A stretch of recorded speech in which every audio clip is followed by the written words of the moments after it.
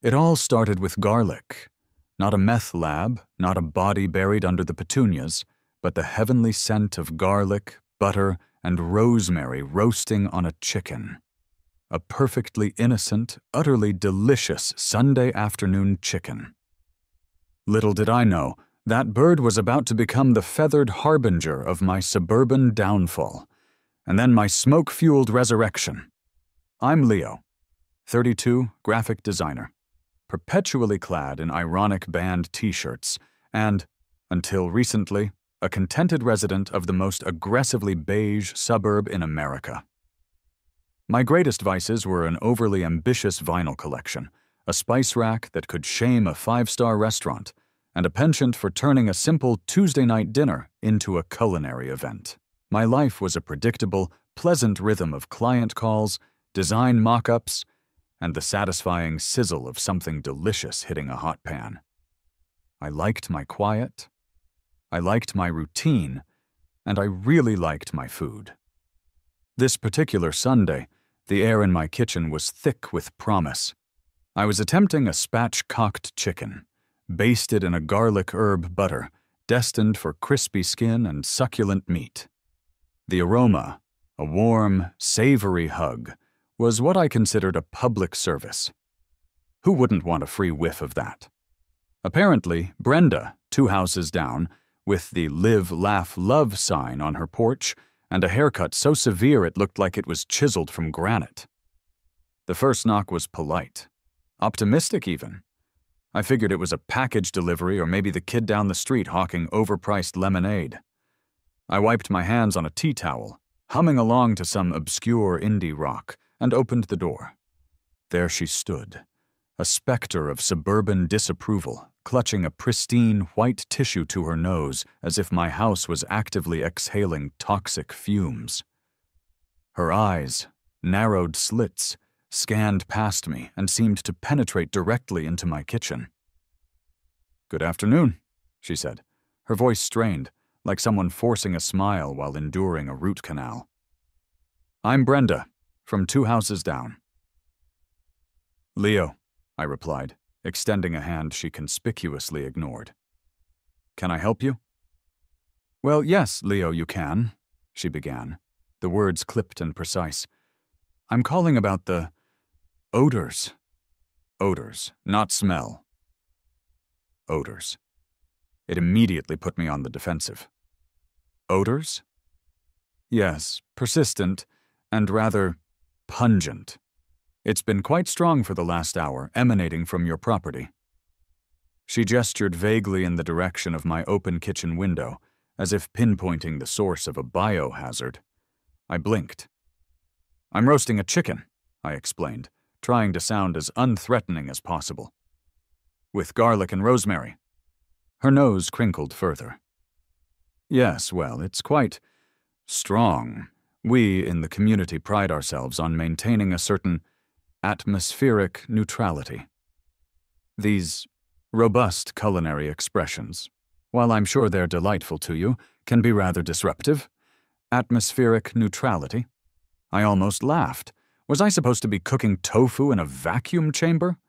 My mind raced, trying to translate her polite suburban speak. Was robust culinary expressions code for ethnic odors? No, surely not. This was 2023. This was the suburbs, not a forgotten episode of a 70s sitcom. "I'm sorry if it's bothering you," I managed, genuinely flustered. I was a man who preferred to avoid conflict, especially with someone who seemed to weaponize politeness. "I can close the window, I suppose." "That would be most appreciated," she said, her tone implying that I had just narrowly averted a major diplomatic incident. "We do have covenants, you know, about maintaining neighborhood harmony and property values." Property values.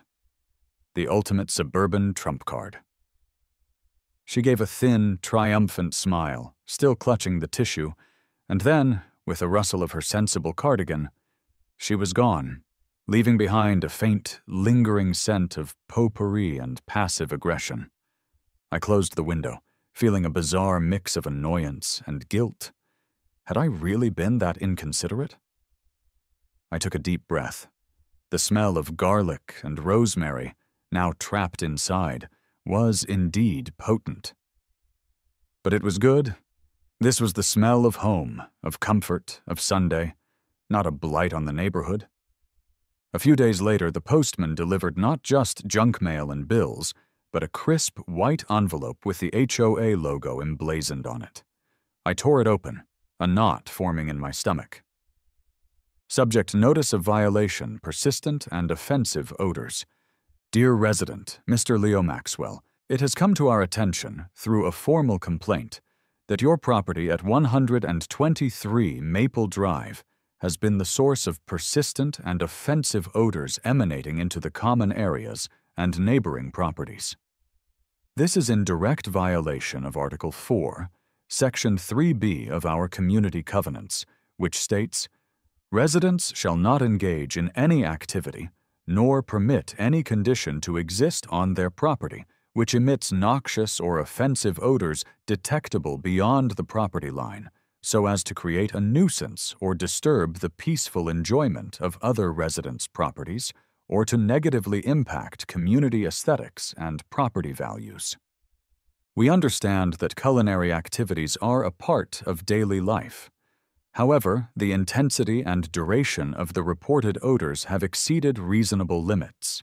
We kindly request that you take immediate steps to mitigate these emissions to ensure compliance with the community standards.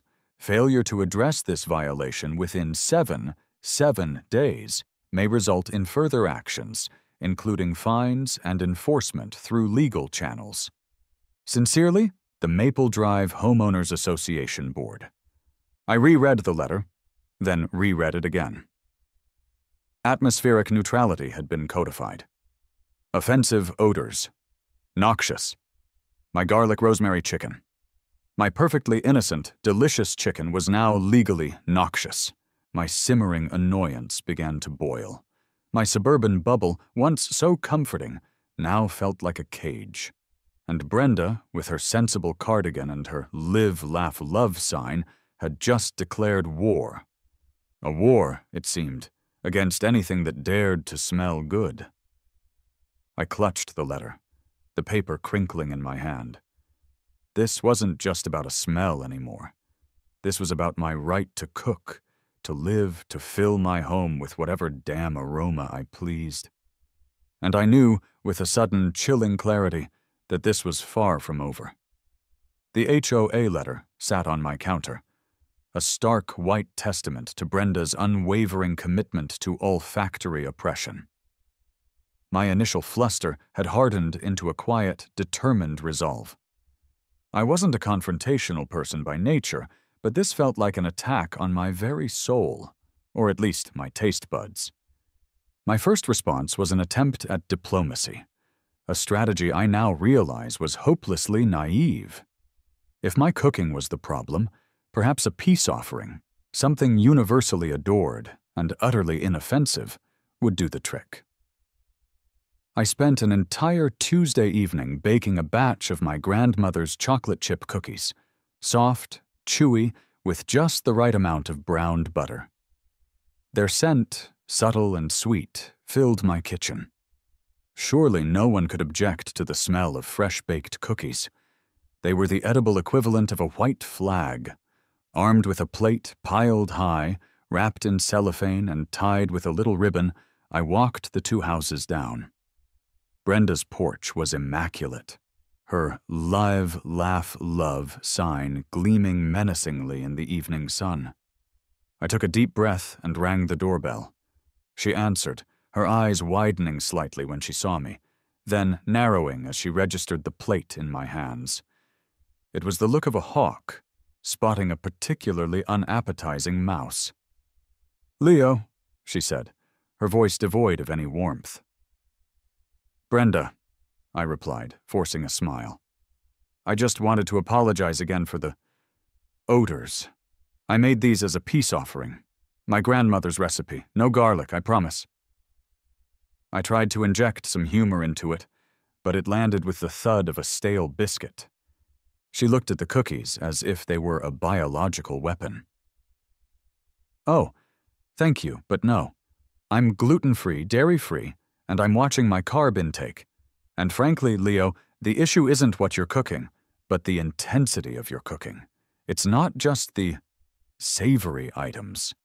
The lingering smell of baked goods, while perhaps less offensive, still pervades the neighborhood. We simply ask for moderation." Moderation. The word hung in the air, a thinly veiled accusation that my very passion for food was an excess, a transgression. I wanted to ask if she lived on a diet of air and passive judgment. "I see," I said, the smile wilting on my face. "Well, I tried." "Yes, you did," she said, managing to turn "thank you" into a rebuke. "Now, if you'll excuse me." She closed the door gently but firmly, leaving me standing there, a plate of unwanted cookies in my hand, feeling utterly deflated. The cookies, it turned out, were delicious, a fact I discovered by eating half the plate myself while wallowing in self-pity. This was not going to be easy. Defiantly, a few days later, I decided to test the waters again, but on a smaller scale.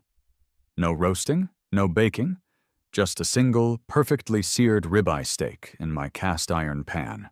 A quick, high-heat operation. Minimal lingering scent, I reasoned. The sizzle and the smell of a good steak are truly one of life's simple pleasures. I opened the window a crack, just to tempt fate. I was halfway through flipping the steak, the kitchen filled with the intoxicating aroma of caramelized meat, when the doorbell rang. Ding-dong. A single insistent ring. My heart sank. I paused, spatula in hand, a plume of steak-scented steam wafting around my head. It couldn't be, could it? I crept to the door and peered through the peephole. It was Brenda. And this time she wasn't alone. She was holding her phone, angled slightly, as if recording. And next to her, on the sidewalk, was a man in a crisp white shirt holding a clipboard. He looked official.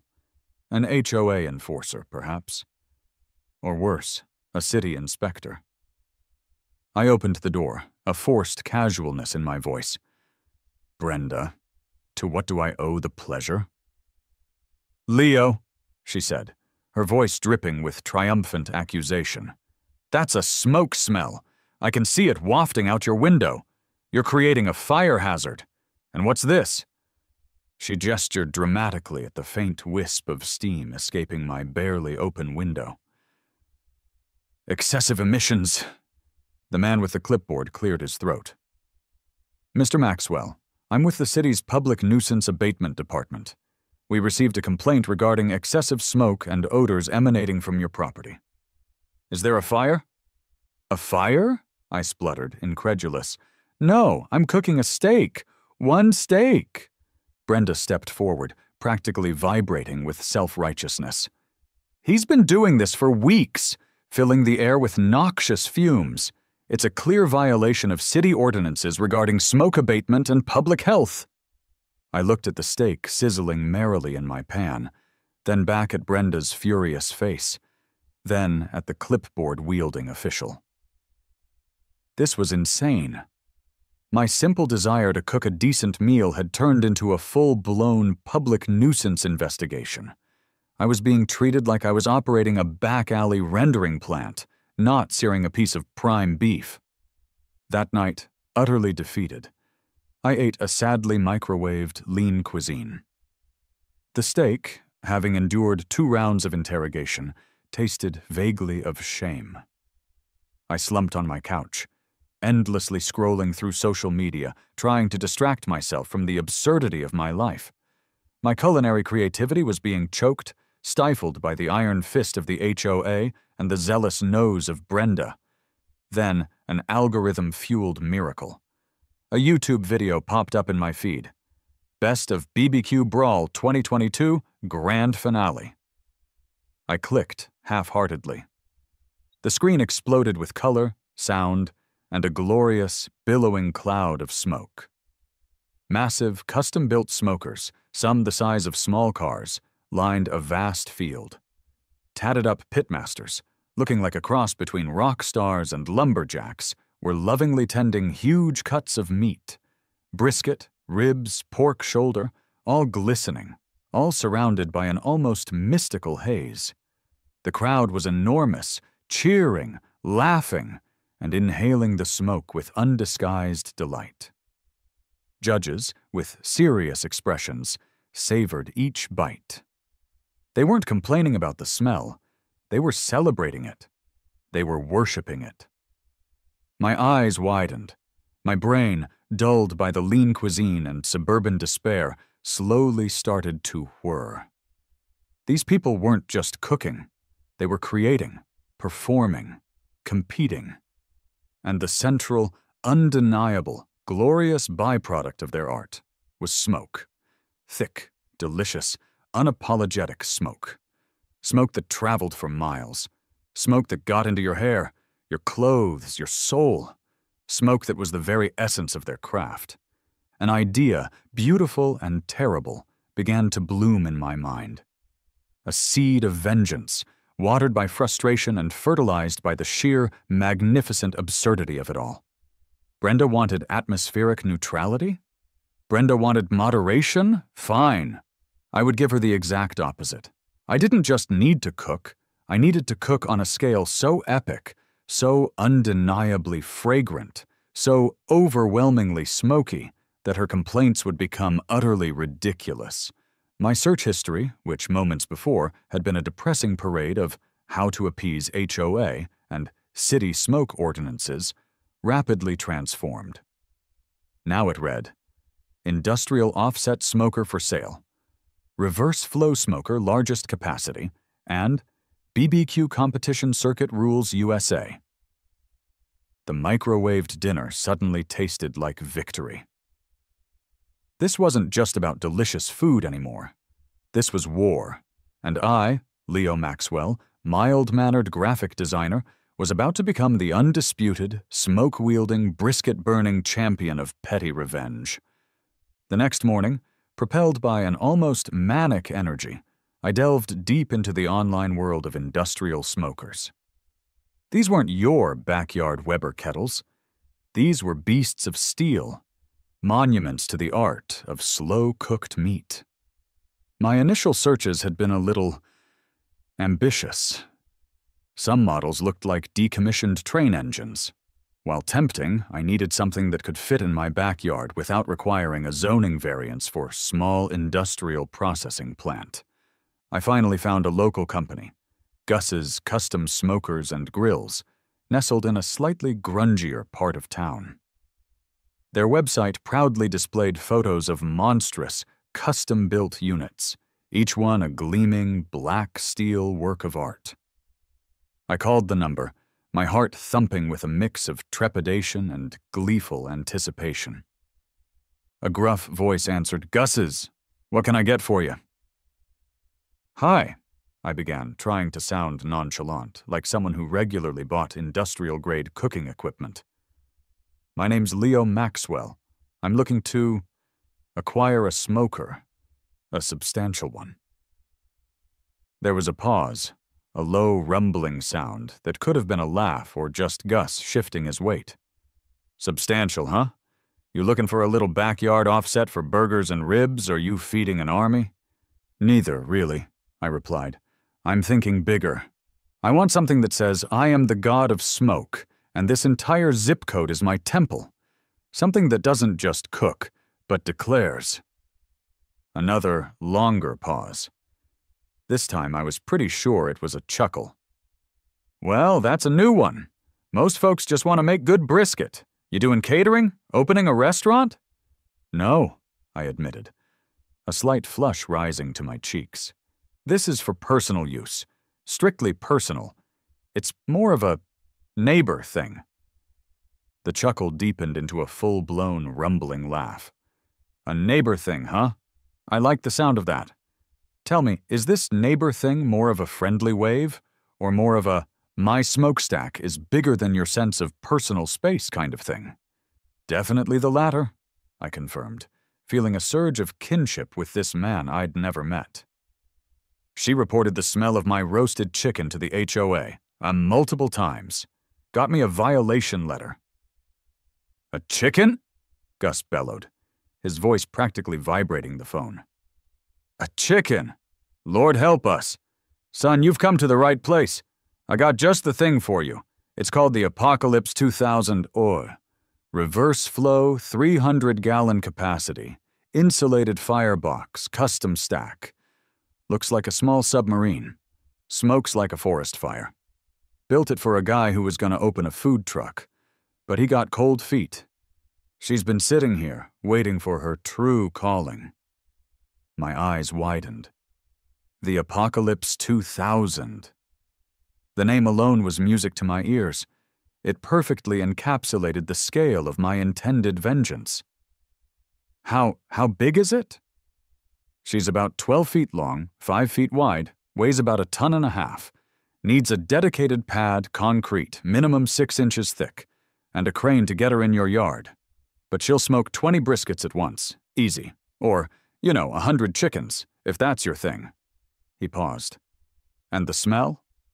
Son, the smell will cling to curtains, permeate clothing, and possibly alter the molecular structure of nearby lawn gnomes. "I'll take it," I said, without even asking the price. This wasn't a purchase.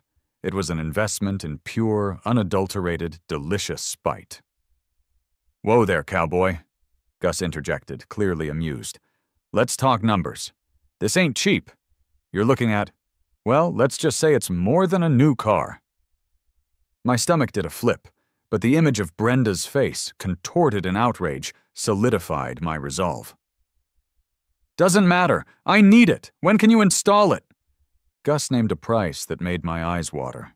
But the vision of the Apocalypse 2000 belching glorious smoke over Brenda's pristine live laugh love sign was worth every penny. I swiped my credit card, a dizzying mix of fear and elation coursing through me.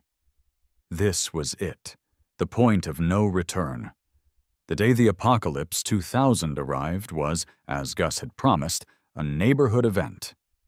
I'd warned him about the HOA, and he'd just chuckled. "Don't worry, son. We're fully licensed and insured. And we bring snacks."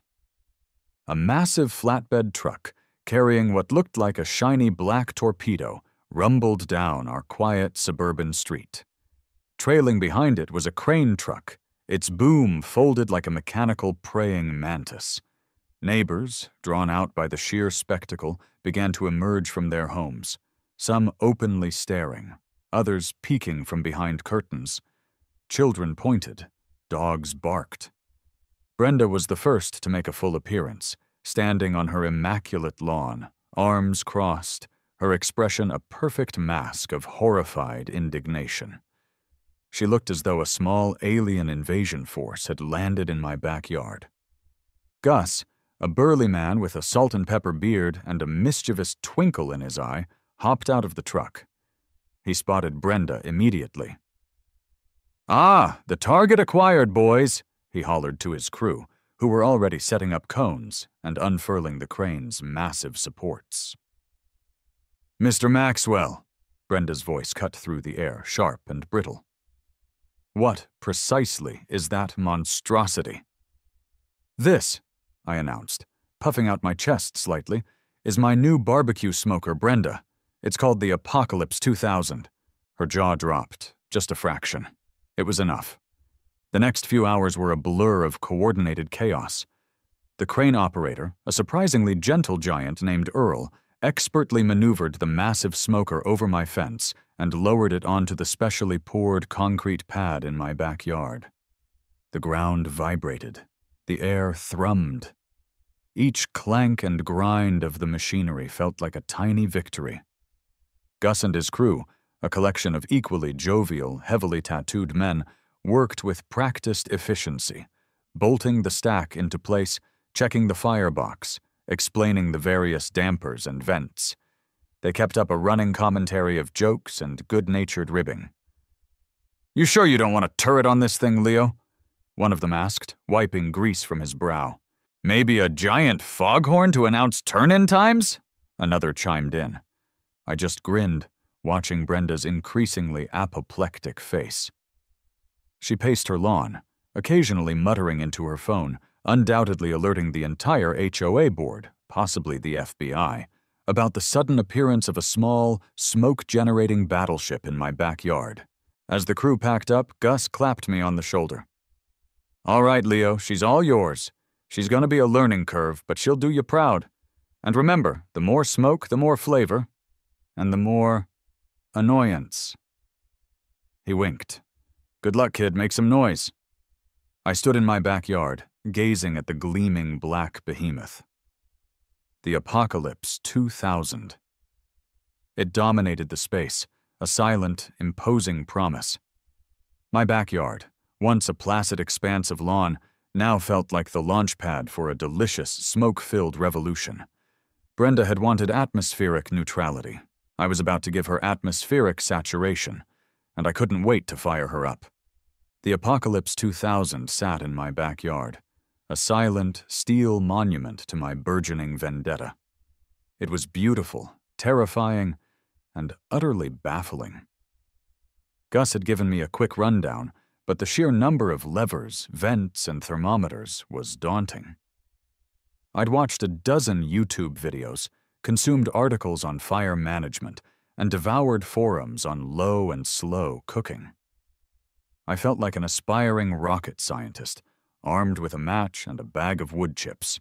My first mission? Pork butt. 3 massive ones, totaling about 20 pounds, rubbed down with a generic BBQ seasoning I'd bought in a moment of overwhelmed panic. The goal was to prove a point to Brenda. The goal was not to create good barbecue. Not yet. The goal was smoke. Lots and lots of smoke. I loaded the firebox with a mix of hickory and oak, perhaps a little too enthusiastically. I started the fire, watched the flames lick at the wood, and closed the door. The temperature gauge slowly began to climb. Within minutes, a thin wisp of smoke began to curl from the stack. I grinned. It was working. But then, the wisp turned into a plume. The plume turned into a column, and the column, thick and dark, mushroomed into a billowy, impenetrable cloud that engulfed my backyard, spilled over my fence, and began to drift majestically, inexorably, towards Brenda's pristine, live, laugh, love sanctuary. It wasn't the fragrant, delicious smell of good BBQ. It was the acrid, overwhelming stench of a tire fire mixed with a hint of burnt offerings to a very angry deity. My eyes watered. My throat tickled. I started coughing. My dog, Bartholomew, a fluffy golden retriever usually obsessed with my every move, had long since retreated indoors, burying himself under my bed with a look of profound betrayal. "Oops," I mumbled, trying to fan the air with a stray dish towel, which was about as effective as trying to move a hurricane with a feather. The smoke was so thick I could barely see my own hand. My neighbor's prize-winning rose bushes were shrouded in a gothic, smoky haze. I could only imagine what Brenda was experiencing. Probably a full-blown existential crisis about property values. Then, the inevitable. 2 sharp raps on my front door. Not Brenda's polite yet passive-aggressive knock, but the firm, authoritative knock of the law. I wiped my eyes, coughed a few more times, and cautiously approached the door. Through the peephole, I saw the unmistakable navy blue of a police uniform. And standing on my sidewalk, several yards back, her hands on her hips, was Brenda, pointing dramatically at my house.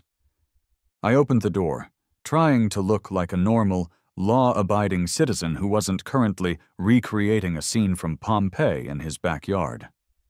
"Good afternoon, sir," said the first officer, a young, earnest man with a neat mustache.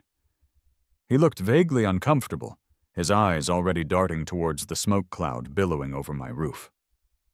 "We're Officers Miller and Davis. We've had a report." About the atmospheric conditions, I finished for him, resigning myself to my fate. Officer Davis, a taller, more stoic woman, nodded. Yes, sir, and a potential fire hazard. Is everything all right? Everything's fine, I assured them, gesturing vaguely behind me. I'm just, learning how to use my new smoker. Officer Miller blinked.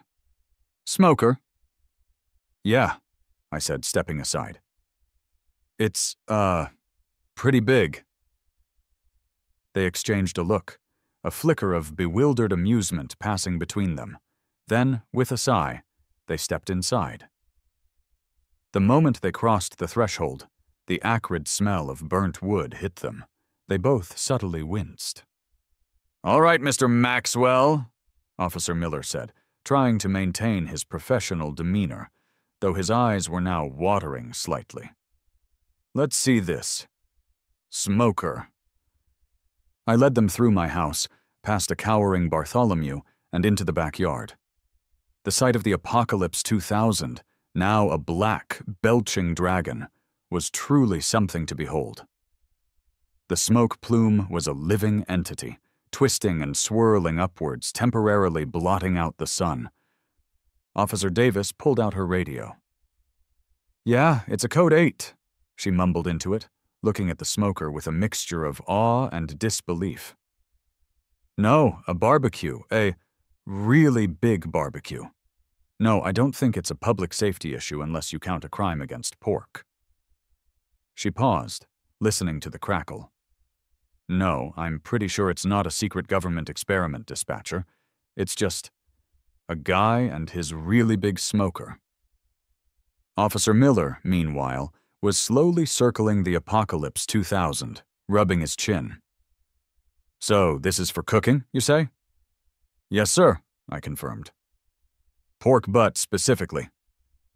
And the level of smoke, he continued, gesturing vaguely at the opaque atmosphere. Is that normal?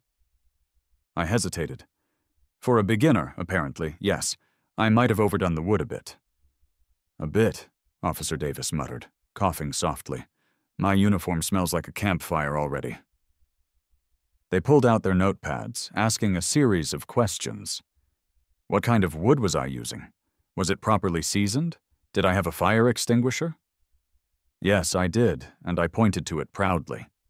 They took down my name, address, and the precise measurements of the Apocalypse 2000, which felt strangely official, like I was registering a new weapon. Brenda, meanwhile, had ventured onto my lawn, clutching her tissue, looking like an outraged, smoke-infused statue. Officers! Can't you see this is an environmental hazard? He's polluting the entire neighborhood. It's a clear nuisance. Officer Miller turned to her, his expression carefully neutral. Ma'am, we're simply investigating the complaint. We have to follow procedure. But the smoke! She shrieked, fanning at her face. It's getting in my house! It's on my organic kale! The officers exchanged another look, this one containing a clear and present struggle to suppress laughter. Officer Miller cleared his throat again.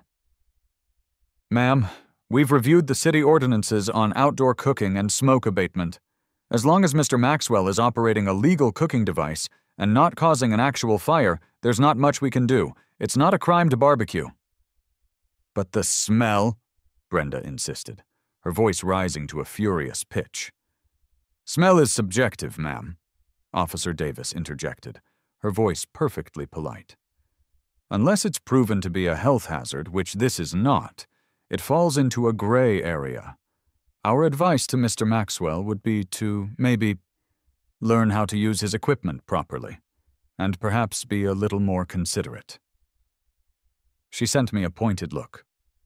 But we can't issue a citation for cooking. Defeated, but not entirely. Brenda sputtered, then huffed, then turned on her heel and marched back to her own house, presumably to call her lawyer, the mayor, and possibly the EPA. The officers finished their notes. All right, Mr. Maxwell, Officer Miller said, snapping his notepad shut. Just try to keep the smoke down a little. For everyone's sake. He couldn't quite meet my eyes, a smirk tugging at the corner of his lips, As they walked back to their patrol car, I heard Officer Davis say, "I'm telling you, Miller, I'm gonna smell like this for days. But damn, I kinda want some barbecue now." It was a victory, but a smoky, embarrassing one. My first attempt had been a disaster, an olfactory assault. But the law was on my side, and I had learned a crucial lesson. Sheer volume of smoke wasn't enough. I needed good smoke, delicious smoke, smoke that would make people drool, not call 911. My vengeance would need finesse, and a lot less burnt wood. The aftermath of Operation Smoke Bomb was humbling. My backyard still smelled vaguely of a distant wildfire, and the 3 pork butts I'd sacrificed were less low and slow and more high and hostile. They were charred on the outside, oddly raw on the inside, and tasted predominantly of ash. Even Bartholomew, after a cautious sniff, had turned his nose up. Brenda, despite her defeat at the hands of the law, still held the moral high ground in her own mind. She'd put up new signs in her yard: breathe clean air, and support local businesses, not backyard nuisances. It was clear that my amateur hour had only emboldened her. I needed to get serious. Spite alone, I realized, wouldn't make good BBQ. I needed a teacher. My search for a mentor began with a more practical approach than my previous Apocalypse 2,000 inches hunt. I scoured online reviews, local food blogs, and Facebook groups for the best BBQ in the Tri-County area. One name kept popping up: Smoky Joe's Rib Shack. The reviews were legendary, consistently mentioning fall-off-the-bone ribs, brisket like butter, and a general atmosphere of no-frills, all-flavor perfection. The photo showed a rundown, unassuming building with a perpetually overflowing parking lot. Perfect. The next day, armed with a healthy dose of humility, I drove to Smoky Joe's. The place was exactly as described: a greasy spoon, the air thick with the intoxicating scent of wood smoke and caramelized meat. Inside, the walls were adorned with faded photos of local sports teams, yellowed newspaper clippings, and various Best BBQ awards. The clientele were a mix of construction workers, office drones on lunch breaks, and serious-looking men with BBQ competition t-shirts. My ironic band t-shirt suddenly felt very out of place. Behind the counter, a mountain of a man with a beard that looked like it had absorbed a decade's worth of hickory smoke was carving a brisket with the practiced ease of a surgeon. This had to be Joe. His face was weathered, his eyes shrewd and perpetually squinting, as if perpetually peering through a haze of smoke. I ordered a pulled pork sandwich, mostly as an excuse to observe. It was, without hyperbole, the best pulled pork I had ever tasted. Each bite was a revelation: smoky, tender, juicy, perfectly seasoned. This man was a wizard. After finishing my sandwich, I took a deep breath and approached the counter again. Joe looked up, his expression unreadable. "Best pulled pork I've ever had, sir," I said, my voice probably a little too enthusiastic. Joe grunted, a sound that could have meant anything from "thank you" to "get out of my sight." "That's why they call me Smoky Joe, kid, not Microwave Joe." I swallowed. This was going to be tough. I have a big smoker.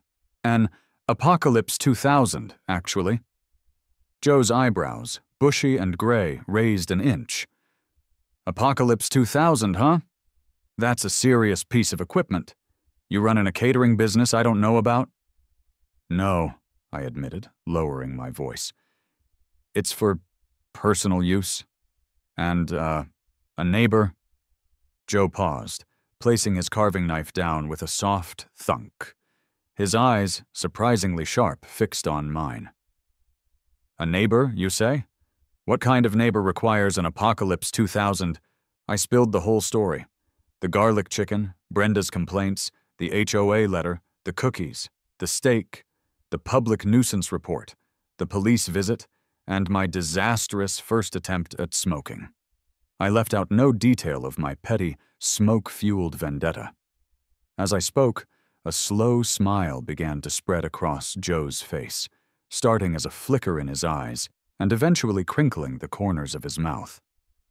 When I finished, he let out a booming laugh that filled the small restaurant. "So, you bought a cannon to kill a fly? And now you want me to teach you how to aim?" "Basically, yes," I confirmed, feeling a fresh wave of embarrassment but also a glimmer of hope. "But it's a really, really annoying fly." Joe leaned on the counter, wiping his hands on a pristine white towel. "Kid, I've seen a lot of things in my life. People who think they're pitmasters after one YouTube video. Folks who want to open a food truck with zero experience, but a man who buys a military-grade smoker just to stick it to his HOA? That, my friend, is a special kind of crazy. And I appreciate a good special kind of crazy." He shook his head, still chuckling. "I hate busybodies. Always have. There's a special place in hell for people who complain about the smell of good cooking. You got guts, kid. Or maybe just a screw loose." "Probably both," I offered, feeling a surge of relief. "All right," Joe said, his tone shifting. "Here's the deal. I don't usually take on apprentices, got no time. But this is too good to pass up. Consider it a public service. Teach a man to smoke, and he'll feed his community. Teach a man to smoke for petty revenge, and he'll change the world, one delicious, stinky brisket at a time." My face lit up. "So, you'll teach me?" "I'll teach you," he confirmed. "But don't think this is some walk in the park. BBQ ain't just slinging meat on a grate. It's an art. It's a science. It's a religion. And it starts with fire. Before you touch a piece of meat, you will become one with the flame. You'll learn wood, you'll learn smoke, you'll learn heat, and you'll learn patience. You show up here tomorrow, 5 a.m., and don't be late. I got no time for late." "I won't be late," I promised, a grin spreading across my face. I felt an exhilarating mix of terror and anticipation. My petty war against Brenda was about to get a serious upgrade. And I had found my general. "Good," Joe grunted. "Now get out of here. I got real customers to serve. And don't tell anyone I'm teaching you. Wouldn't want 'em thinking I'm going soft." He winked. I walked out of Smoky Joe's with a new bounce in my step. The smell of smoke no longer felt like a symbol of defeat, but a promise of victory. Brenda might have reported the smell of my cooking, but soon the entire neighborhood would be salivating at the aroma of my and Joe's expertise. The game, as they say, was officially on. The next morning, 4:30 a.m., my alarm blared, tearing me from a dream about a giant, smoke-breathing dragon made of pulled pork. I dragged myself out of bed, still half asleep, and fumbled for coffee. Smoky Joe had said 5 a.m., and I wasn't about to give him a reason to doubt my commitment. Smoky Joe's was a different beast at that hour. The air was cool, but the smokers in the back were already gently puffing, sending ribbons of sweet wood smoke into the pre-dawn darkness. Joe was there, apron on, a stern look on his face, stirring a pot of what smelled like a highly concentrated coffee and regret concoction. "You're late," he grunted, without looking up. "It's 4:55, I protested. "Exactly. 5 minutes you could have been learning about the spiritual connection between seasoned oak and perfect char. Get back here." He pointed to a stack of various wood logs. "First lesson. Wood. What do you see?" Thus began my BBQ boot camp. It was less Karate Kid and more Full Metal Jacket for aspiring pitmasters. Joe was a taskmaster. He had me sorting wood, explaining the difference between hickory, oak, cherry, and pecan, not just by sight, but by smell and even by sound when struck. "Each wood sings a different song, kid. You gotta listen to it. Understand its soul before you ask it to give up its smoke." My first weeks were spent entirely on fire management. No meat, just fire. Joe would have me light the Apocalypse 2000, then spend hours agonizing over the precise placement of logs, the opening and closing of vents, trying to maintain a perfectly steady temperature, hour after hour. He'd check the smoke, running his hand through it, sniffing it like a sommelier. "Too thick, that's creosote. You'll ruin the meat," he'd grumble. "Too thin, no flavor. You want that thin blue smoke, like a whisper. Gentle, persistent. That's the breath of the pit." I learned to read the smoke, to understand the subtle language of the firebox, the way the air flowed, the heat, radiated. I developed a sixth sense for temperature fluctuations, often knowing the smoker was too hot or too cold before I even looked at the gauge. My hands were perpetually stained with ash, my clothes smelled permanently of hickory, and I rarely slept more than 5 hours a night. But slowly, painstakingly, I started to get it. The Apocalypse. 2000, once a terrifying, mysterious beast, began to feel like an extension of myself. The turning point came about a month into my training. Joe had finally allowed me to smoke a rack of St. Louis ribs, a notoriously finicky cut. I'd prepped them meticulously, applied the rub with the reverence of a monk, and tended the smoker for 6 hours straight, never letting the temperature stray more than 5 degrees. When it was time to pull them, my hands were shaking. I brought a slab over to Joe. He picked one up, his face a mask of concentration. He bent it gently. The bend test.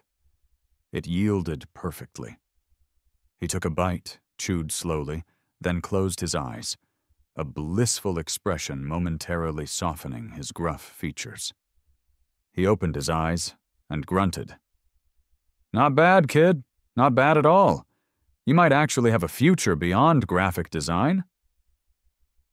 It was the highest praise he could give, and I felt a thrill run through me that surpassed any client approval I'd ever received. I'd done it. I'd made good BBQ. As my skills improved, the smell wafting from my yard underwent a miraculous transformation. The acrid, choking smoke of my first attempt was replaced by a genuinely mouth-watering aroma. The sweet, savory, unmistakable scent of perfectly cooked pork. It drew people in. My first unofficial customer was Mrs. Henderson, a sweet, elderly lady who lived next door and always offered me homemade cookies. She tentatively approached my fence one afternoon, inhaling deeply. "Leo, dear," she called out, "what is that wonderful smell? It's making my stomach rumble like a thunderstorm." I, flushed with my newfound success, offered her a small plate of pulled pork. Her eyes lit up. "Oh my word, this is heavenly. You truly have a gift." Word spread. Soon, other neighbors, drawn by the irresistible scent, started dropping by. "Hey, Leo, what's cooking today?" "That smells amazing, man," I started sharing. Small portions of brisket, a few ribs, pulled pork sandwiches. I couldn't resist. It was like a delicious, smoky counteroffensive. One of these new allies was Chloe, who lived across the street. She was a witty, sardonic marketing professional with bright pink streaks in her hair and a perpetually amused expression. She became my chief taste tester and confidant. "Okay, Leo," she'd say, taking a bite of a rib. "This is so good it makes me want to slap my mama, and my mama is a saint." She'd watch Brenda, who was now a perpetual fixture at her own window, scowling at the impromptu gatherings in my yard. "She looks like she's watching a zombie apocalypse unfold, only the zombies are really friendly and carrying delicious meat."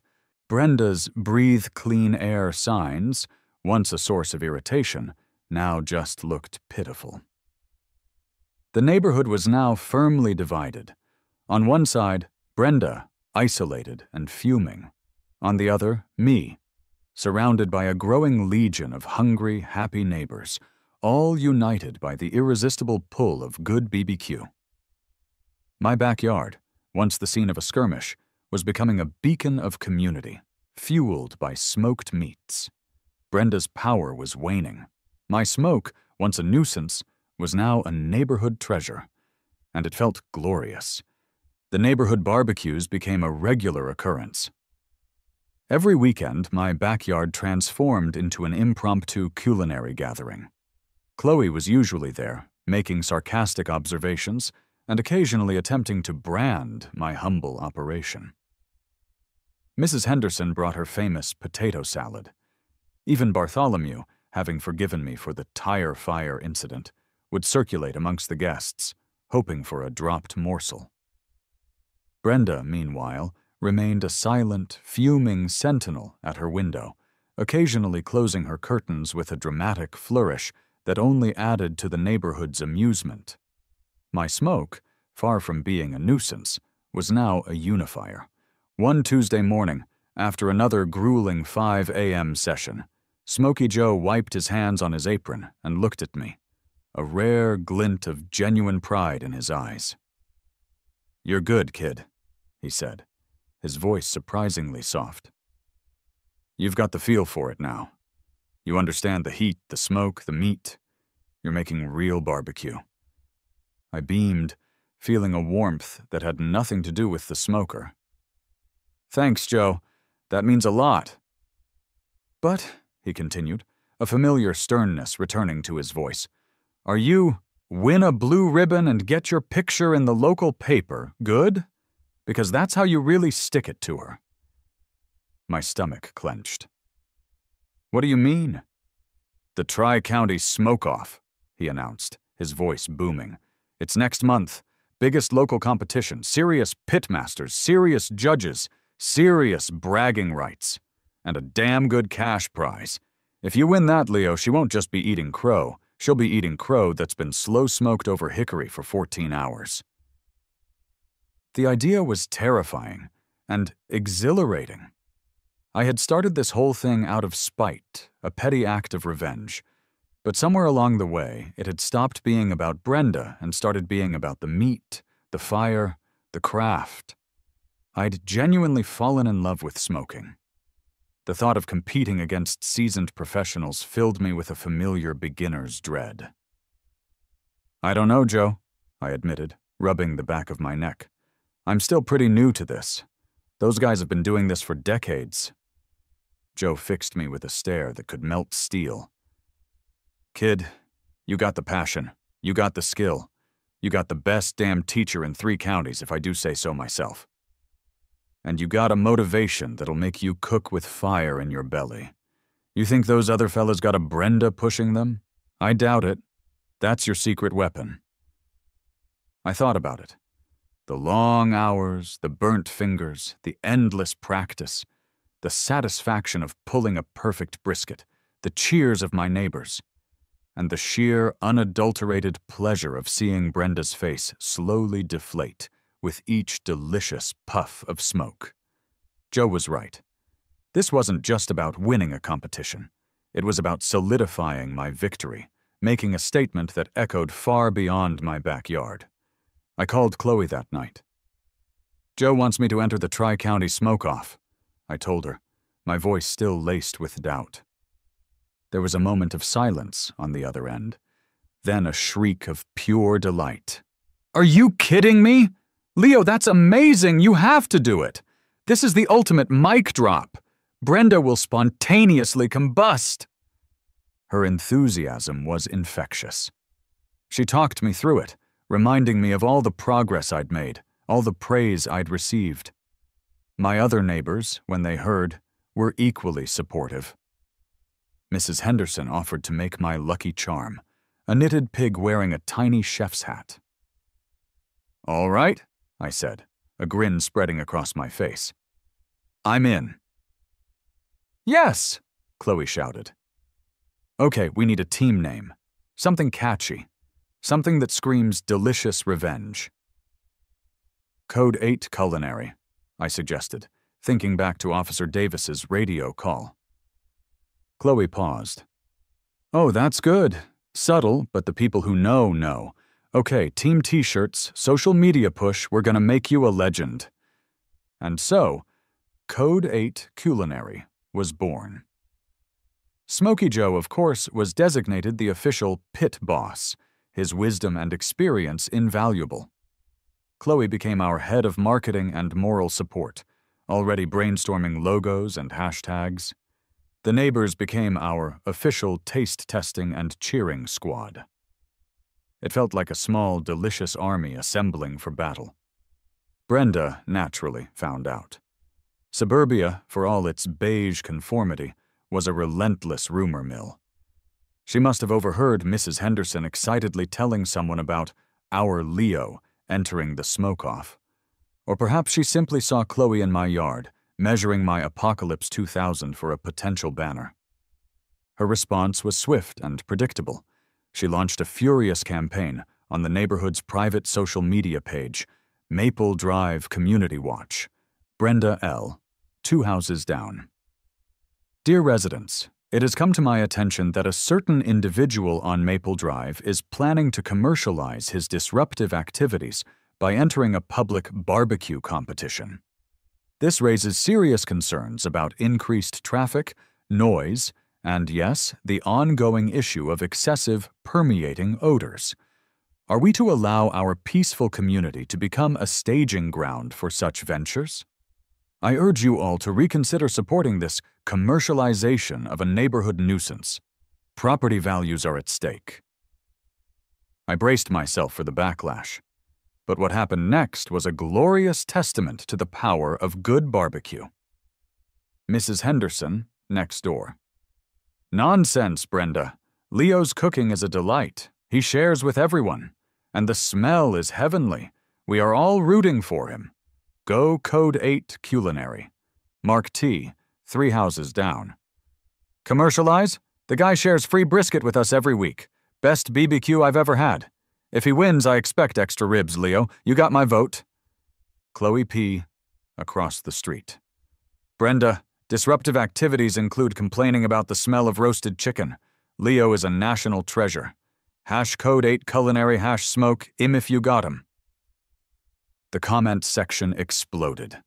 The entire neighborhood, almost without exception, rallied around me. They posted pictures of the delicious food I'd shared, recounted funny anecdotes about the Apocalypse 2000, and wished me luck. Brenda's attempt to paint me as a villain had backfired spectacularly. She was completely isolated, her outrage drowned out by a chorus of support and the collective anticipation of delicious, award-winning barbecue. She'd lost the room. She'd lost the street. She'd lost the entire damn zip code. I scrolled through the comments, a wide grin on my face. This wasn't just about a competition anymore. It was about community. It was about defying petty tyrants. And it was about proving that sometimes the most delicious revenge is served low and slow, with a generous side of smoke. The Tri-County Smoke-Off was going to be epic. The morning of the Tri-County Smoke-Off dawned crisp and clear, exactly the kind of perfect late summer day you dream of for a competition. My alarm blared at 3 a.m., but this time there was no dragging, just pure, unadulterated adrenaline. I met Joe and Chloe at the fairgrounds. The air was already thick with the scent of wood smoke, a beautiful complex symphony of hickory, pecan, and oak. Dozens of custom smokers, many even bigger than my Apocalypse 2000, lined the competition field. Teams of serious-looking pitmasters, some with grizzled beards and worn-out t-shirts, others with brand-new matching team gear, were already in motion, prepping their stations. The energy was electric, a mix of camaraderie and fierce competition. "All right, rookie," Joe grunted, clapping me on the shoulder. "Time to earn your stripes. Remember everything I taught you. Trust your instincts, and don't you dare overcook that brisket." Chloe, meanwhile, was a whirlwind of pink hair and nervous energy. She'd decorated our station with a hand-painted Code 8 Culinary banner, complete with a cartoon pig wearing a police hat. "Okay, Leo, deep breaths. Think of Brenda's face. That'll calm you down. Our first task was to get the Apocalypse 2000 up to temperature. I loaded the firebox with the seasoned hickory and oak Joe had selected, carefully built my fire, and watched the smoke begin to curl. This was it. No more practice, no more experiments. Just pure, unadulterated competition-level barbecue. The first few hours were a frantic blur. We were competing in 4 categories: chicken, ribs, pork shoulder, and brisket. Each had specific turn-in times, and missing one meant disqualification. The chicken went on first, followed by the ribs, then the massive pork shoulder, and finally the colossal brisket, the crown jewel of barbecue. Joe moved with the quiet efficiency of a seasoned pro, checking temperatures, advising on wood, offering subtle adjustments to the vents. "Your fire's running a little hot, kid. Damp that down," he'd say, or "Give that pork butt another spritz, it's drying out." His presence was a calming anchor amidst the swirling chaos. Chloe, meanwhile, was my other indispensable support. She timed everything, kept me hydrated, and periodically ran to other teams to scout the competition, reporting back with whispered intelligence like a spy. "Team Smokin' Aces is doing a pineapple glaze on their ribs, very bold," she'd report. "And Brisket Bosses just opened a new bottle of their secret rub. Smells like paprika and pure smugness." The other teams were a mix of friendly and fiercely competitive. We exchanged pleasantries, offered each other a spare glove or a helping hand with a heavy slab of meat, but underneath it all was the hum of rivalry. This was serious business. My neighbors started arriving mid-morning, a small but vocal cheering section. Mrs. Henderson waved her knitted pig. Mark from 3 houses down held up a sign that read, "Eat this, Brenda." It made me laugh, releasing some of the tension. And then, she appeared. Brenda. Not in her usual sensible cardigan, but in a slightly too tight pantsuit, clutching a clipboard and wearing a pair of dark sunglasses that did little to hide the triumphant glint in her eyes. She walked slowly through the competition area, pausing at each team's station, making notes on her clipboard as if she were a health inspector or a city official. She gave my station an especially long, disdainful stare. "Well, well, Leo," she said, her voice dripping with thinly veiled accusation. "Engaging in commercial activities after all, I see. I'm just here to observe, of course, for community standards." I just smiled, a genuinely confident, smoke-infused smile. "Morning, Brenda. Glad you could make it. You might learn a thing or two about real cooking." She huffed, wrote something furiously on her clipboard, and then moved on, occasionally glancing back, her presence a low-grade hum of annoyance in the background. Her presence, ironically, only fueled my determination. The clock ticked relentlessly. Turn-in times were strict. Chicken, 12 p.m., ribs, 1:30 p.m., pork, 3 p.m., brisket, 4:30 p.m. Each category required a perfect box. Precisely arranged slices of meat, usually with a sprig of parsley for garnish, presented flawlessly to the judges. My hands were shaking as I sliced the chicken, ensuring each piece had perfect skin and juicy meat. Joe hovered, his eyes scanning every cut. "Even cuts, kid. Presentation matters. They eat with their eyes first." The ribs were next. I gently pulled them from the smoker, the meat almost falling off the bone. The smoke ring a beautiful, deep ruby red. I brushed them with a light glaze, creating a beautiful sheen. The pork shoulder, after 12 hours of slow cooking, shredded into tender, juicy strands with just a gentle tug. I piled it high, ensuring that beautiful bark, the dark, flavorful crust was visible, and then the brisket, the beast. I'd spent 14 hours tending this magnificent cut of beef. I pulled it from the smoker, let it rest for a crucial hour, then began to slice. Each slice was a perfect, glistening rectangle. The fat rendered to a delicate softness, the smoke ring clear and even, It was the culmination of weeks of training, of countless hours, of Joe's unwavering guidance. It was perfect. As the last turn-in box was carried to the judging tent, a wave of exhaustion, mixed with immense relief, washed over me. I looked at Joe, whose face was streaked with ash, but held a look of quiet satisfaction. "We did it, Joe," I said, my voice hoarse. "Now we wait, kid," he replied, giving me a rare, genuine smile. "The hardest part." The award ceremony was held in the main pavilion at 6 p.m. The entire fairgrounds had gathered, a buzzing crowd of competitors, spectators, and hungry locals. My neighbors were there, front and center, holding their signs. Even Brenda was there, perched on the edge of the crowd, sunglasses still on, a look of grim expectation on her face. The announcer, a booming man in a checkered shirt, took the stage. "All right, folks, time to announce our winners for the Tri-County Smoke-Off." My heart hammered against my ribs. I stood next to Joe and Chloe, my hands clammy. This was it. All the work, all the smoke, all the petty revenge. It all came down to this moment. "First up, chicken," the announcer boomed. "Third place goes to Smokin' Aces, second place Grill Thrillers, and our first place winner for chicken, Big Pete's BBQ." I clapped, a little disappointed, but shrugged. Chicken wasn't our strongest category. "Next, ribs," he continued. "Third place, BBQ Bandits. Second place, Grill Thrillers again. And first place for ribs, Smokin' Aces." Still not us.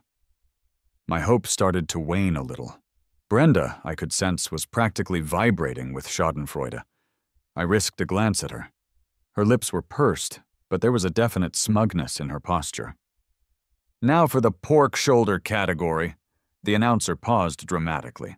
"Third place, the Smokehouse Crew. Second place, Grill Thrillers. And our first place winner for pork shoulder, Big Pete's BBQ." 3 categories down, and Code 8 Culinary hadn't been called. My shoulders slumped. All that work, all that anticipation. Maybe Joe was right. Maybe I just wasn't win a blue ribbon good. Maybe I was just a graphic designer who got a little too obsessed. Brenda's smug look had morphed into a full-blown smirk. She was probably already composing a passive-aggressive post for the HOA page. As predicted, some activities are best left to the professionals.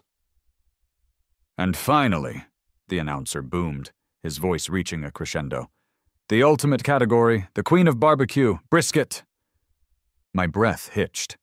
This was it, our best shot. Joe's unwavering confidence. My 14 hours of meticulous care. "Third place for brisket goes to Smokin' Aces." A round of applause. My stomach twisted. "Second place for brisket goes to the Smokehouse Crew." Another round of applause. My blood ran cold. This was it. Nothing. The defeat was crushing. I closed my eyes, bracing for the final announcement. The one that wouldn't be my name.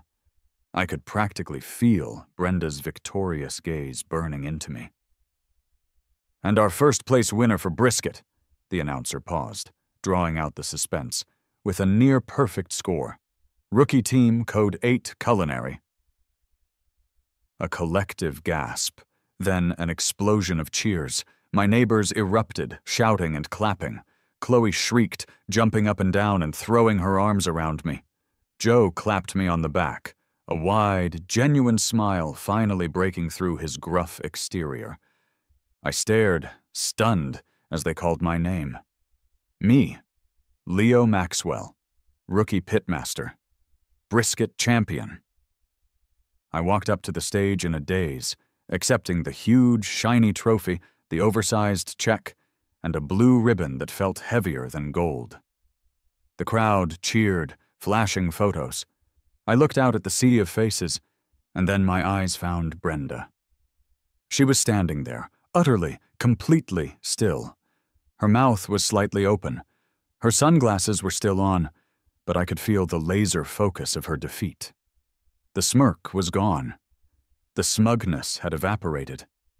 She looked utterly deflated, like a balloon suddenly punctured. It wasn't a dramatic confrontation, no shouting, no gloating, just a quiet, final, magnificent triumph. She just turned slowly and began to walk away, shoulders slumped, a figure of utter, comprehensive defeat. I held up my trophy, a wave of pure, unadulterated joy washing over me. This wasn't just a trophy. It was a monument to passion, to community, and to the sweet, sweet taste of perfectly smoked, justified vengeance. The week after the Tri-County smoke-off was a whirlwind. My phone hadn't stopped ringing with congratulatory messages. The local paper ran a front-page story. Graphic designer smokes competition, wins brisket title, complete with a slightly embarrassing photo of me holding the giant trophy, looking both ecstatic and shell-shocked. My Code 8 culinary banner was still hanging proudly in my backyard, now adorned with the blue ribbon. The biggest change, however, was the atmosphere on Maple Drive. The air, once thick with Brenda's disapproval, was now permeated by an almost reverent respect for my smoking prowess. Neighbors who had once been polite but distant now stopped to chat, asking for tips, or more often, if I was smoking anything this weekend. My backyard barbecues, once a defiant act, were now a celebration. I decided to host a victory BBQ, a final delicious exclamation point to the whole saga. The entire neighborhood was invited. The Apocalypse 2000, no longer a weapon of war, but a tool of community, puffed away gently, releasing the sweet, tantalizing scent of slow-cooked pulled pork into the evening air. Joe was there, holding court by the smoker, regaling everyone with tales of my early, disastrous attempts. Chloe was handing out Code 8 culinary stickers and T-shirts. Mrs. Henderson brought enough potato salad to feed a small army. As the sun began to set, casting long shadows across my now beloved backyard, there was a tentative knock on my front door. I looked through the peephole, and my heart gave a little jolt. It was Brenda. She wasn't wearing a pantsuit or clutching a clipboard. She was in a simple blouse and slacks. Her posture was still stiff, but the usual battle-ready tension seemed to have softened. In her hand, she held a small plastic Tupperware container. I opened the door. "Brenda," I said, a neutral tone masking my surprise. "Leo," she replied, her voice quieter than I'd ever heard it. She looked directly at me, and for the first time I saw something besides anger in her eyes. It looked a lot like grudging respect. I just wanted to say congratulations on your win." "Thank you," I said, genuinely surprised. She held out the Tupperware. "And I brought this, my grandmother's coleslaw recipe. It's quite good. It pairs well with pork." I took the container, my fingers brushing hers. The plastic was cool. It was a peace offering, her version of a white flag. She wasn't apologizing, not directly, but this was Brenda. This was as close as she was ever going to get. She was acknowledging my victory, not just in the competition, but in the battle for the neighborhood's collective palate. "Thank you, Brenda," I said, a small, genuine smile forming on my face. "That's really thoughtful." She gave a tiny, almost imperceptible nod. "Well, enjoy your celebration." And with that, she turned and walked slowly back to her own house, disappearing behind her closed door. She didn't look back. I closed the door, holding the coleslaw container. I walked back into my backyard, a new sense of contentment settling over me. The air was filled with laughter, the clinking of glasses, and the glorious, comforting scent of barbecue. My neighbors were gathered, enjoying the food, the company, and the peaceful, smoky atmosphere. I looked at my trophy, gleaming on the table, a testament to a journey I never expected to take. I had started this whole thing out of spite, a ridiculous, over-the-top reaction to a petty complaint. But somewhere along the way, it had transformed. I'd found a passion, learned a skill, and unexpectedly, built a community. I had turned a nuisance into a neighborhood institution, a complaint into a culinary triumph. I took a bite of my perfectly smoked pulled pork, then a forkful of Brenda's coleslaw. It was actually quite good, tangy, creamy, a perfect counterpoint to the rich, smoky meat. I thought about Brenda, alone in her house, perhaps eating her own gluten-free, dairy-free dinner, probably still grumbling. But she'd brought coleslaw, and that, in its own way, was a victory as sweet as any blue ribbon. "You know what?" I said aloud, to no one in particular, but loud enough for Chloe to hear. "I should send her a thank you card." Chloe just laughed, clinking her glass against mine. "To the god of smoke," she said, "and to the best damn revenge a suburbanite ever cooked up." I raised my glass, a wide, contented grin on my face. The smoke from the Apocalypse 2000 curled lazily into the twilight sky, carrying with it the delicious scent of triumph. My life, once beige and predictable, was now gloriously, deliciously, and permanently infused with smoke. And I wouldn't have it any other way.